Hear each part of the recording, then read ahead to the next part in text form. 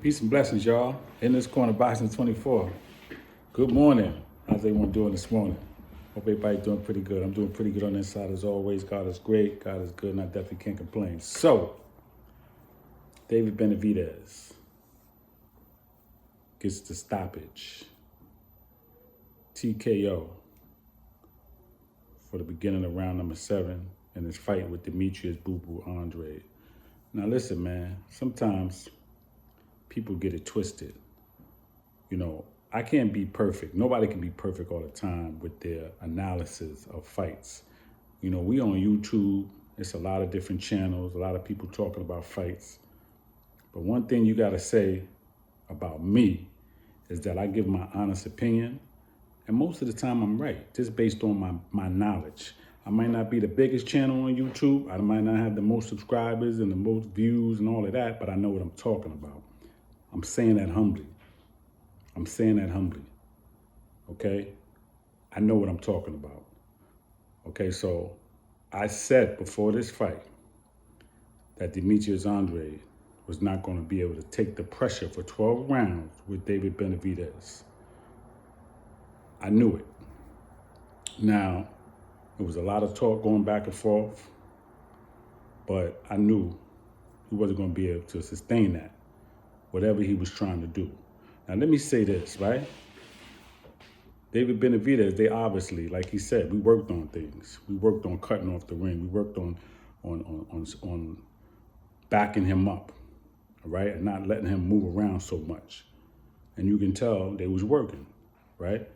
Demetrius Andrade is a southpaw, but to me, he's like a sloppy southpaw. He's very unorthodox. He lands his shots from different angles, but it's a little sloppy because he keeps himself off balance. He puts his head down, and he gets caught. And that's how Benavidez was catching him tonight, because it was a lot of times with his movements, it was like he was off balance and his head was down, so he was getting caught. Because David Benavidez throws punches from different angles too, and he throws a lot of punches. So now in the beginning, you know, the analysis, the analyzers, right? The people calling the fight, you know, the commentators, pardon me, oh, David Benavidez is going to have to do this, he's going to have to do that. He's very patient, which is one of the things I love about Benavidez. He's very patient, man. He don't get rattled. If he don't get you one way, he going to get you another way. And that's what he displayed tonight, man. Patience is the key, all right? He goes for the knockout, but sometimes, man, he don't go, he lets it come. He lets it come, and he sets you up for it. He knows how to throw the shots. The first knockdown, that right hand that he threw, he timed him. He timed him with his glove up and him trying to duck, and he just caught him with the right. You know what I'm saying? And knocked him down. I knew the stoppage was coming because, again, Demetrius Andrade did not fight anybody. Look at his fights. Desmond Nicholson, that fight, I mean, they were showing that replay earlier. That dude is not a good boxer. He don't throw enough punches. He don't have no defense. That's not a fight that could prepare you for David Benavidez. None of his fights prepared him for a fighter like that. That's why I knew he was not going to be able to sustain that pressure. Okay? You have to fight fighters with at least a similar style, or somebody that got some power, somebody that's coming straight forward, giving you constant pressure. You got to fight somebody like that to get you ready for a fighter like this that's on another level. And he didn't do that. You know, it's sad because he came to the press conference for Canelo, asking Canelo about getting a fight and acting like Canelo was afraid of him. You know what Canelo would do to Andrade? Canelo would have got him out of there earlier, honestly. And I believe Canelo would beat Benavidez, but that's another story. We're going to talk about that later. I'm a Benavidez man, but Canelo's different, all right? But this is Benavidez night. He did what I felt he was going to do. He did what he said he was going to do. He was going to whip his behind, and he did that, okay? He's patient. He knows when to throw his shots. And in the beginning, he didn't throw a lot of punches like he usually does, like a lot of combinations and all of that. But he was throwing a 1, 2, 1, 2, 3, 1, 2, 1, 2, 3. He was setting his shots up. He was figuring them out. It was the beginning of the fight, man. Yo, he's trying to figure them out. Okay, this is what he's doing. This is what he's not doing. Okay, Andrade is a flashy guy. He was throwing a lot of shots. 1, 2, 3, 4, 5, 6, 7. All those shots wasn't landed, but it looked good. It looks good, and the crowd is getting crazy. But them shots wasn't landing. I'm watching it here, and I'm like, man, all them shots ain't landing, and it wasn't effective. They didn't really rattle Benavidez, right? He said that Benavidez was going to be surprised by his power. He thought that his power was going to be different, was going to be the difference in this fight because he never fought nobody as strong as him, right? That's what he said. But he wasn't even in there with Benavidez yet. Benavidez could take a punch as well. He got so many things going for him. You know, Mexican monster. He comes to fight, man. He comes to win. And if he can, he comes to stop you.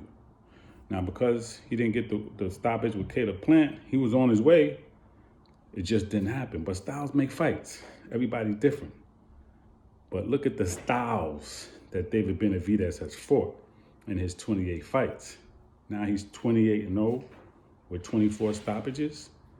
I mean, that's a hell of a record. But he's fought so many different styles, man. And he's still young, 26, 27 years old. So he's still got a lot of growing to do. He's a young man. He's not even 30 yet. So I'm happy for the Benavidez crew, the family. You know, his brother, he fell short tonight because he fought the middleweight champ, Jamal Charlo. So I wasn't surprised by that. I know Charlo was going to win. But Benavidez, David Benavidez, man, he's the truth. Now, we'll give Andre some props because he had his moments, even in the last few rounds, 5, 6, 7, the last few rounds, he was throwing. He didn't just give up. He didn't just say, I'm going to take a knee. He threw some shots, and he landed some good shots, and he showed a lot of heart. I definitely give him his props for that. You know what I mean? But I just knew that David Benavidez was going to overcome him. I knew it wasn't going to go 12 rounds. I said this before the fight. I knew he couldn't sustain that for 12 rounds. He couldn't take that pressure. It's the pressure. Somebody in front of you like that. And it's not like David Benavidez is just big. Like Andrade said, he's not more skillful than me, but he's just bigger. No, it's not that he's just bigger. It's that he's smart. His ring IQ. He's smart. He don't just throw shots. He picks the shots that he throws. He throws them at the right time. That right hand was picture perfect, man. You know what I'm saying? Because he was in the process of blocking and ducking, and he caught him with that right, and it was just enough. It was just enough, man, to drop him. So it's like he just throwing wild punches. No, he knows the shots to throw, man. This dude is a boxer. He's a boxer. If you want to call him a puncher boxer, you can call him that. But he's a puncher, boxer, puncher. He studies these fights, man. You can tell. He studies his opponent. Him and his father, they sit down, they go through it, and he's not just in there just throwing a lot of punches, man. He knows when to throw and when not to throw. And he showed a little better defense tonight. There was a lot of them shots he was blocking with his elbow that Andre was throwing to the body. You know, he was blocking a lot of them shots. He was blocking a lot of those headshots. You know, he wasn't just coming forward like he did with Caleb Plant, where he was getting with Caleb Plant hit with more shots. With Andre, you could tell he tightened up a little bit on that defense. So you got to give him credit for that as well. Like I said, man, in this corner boxing 24. Please subscribe to the page. Please leave a comment. We know a little bit about boxing over here. We're not going to be perfect all the time. All right? Listen, if a fighter don't live up to his personality or his fight game, it happens. Everybody can have an off night. Anybody can have an off night. There's some of your greatest fighters, man, that had off nights. Floyd Mayweather Jr. had some off nights with a few fighters, okay, in a few fights. It happens. Not everybody's going to be perfect all the time, okay? But just because somebody's down don't mean you got to kick them. And just because you are wrong about a fight and it don't go the way that you say it's going to go, doesn't mean you don't know about boxing. It just means you wasn't right this time because you can't control, really. You can make a prediction And usually when you make a prediction on a fight, it's based on what you see, right? And it should go that way. But anything else could happen, all right?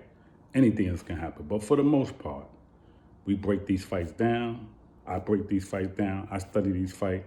I watch Andrade in his fights. I saw what he does and what he doesn't do, his tendencies. I see Benavidez. Styles make fights. And for me, I just knew that Benavidez was going to overcome him with the speed. Because he's not just big and strong. He's fast, too. He's accurate. See? Talk about his whole fight game. Not just, oh, he's a big dude. No, he's big. He's strong. He's fast. He's accurate. He's patient. Those are his strengths right there. Okay? Peace and blessings, y'all.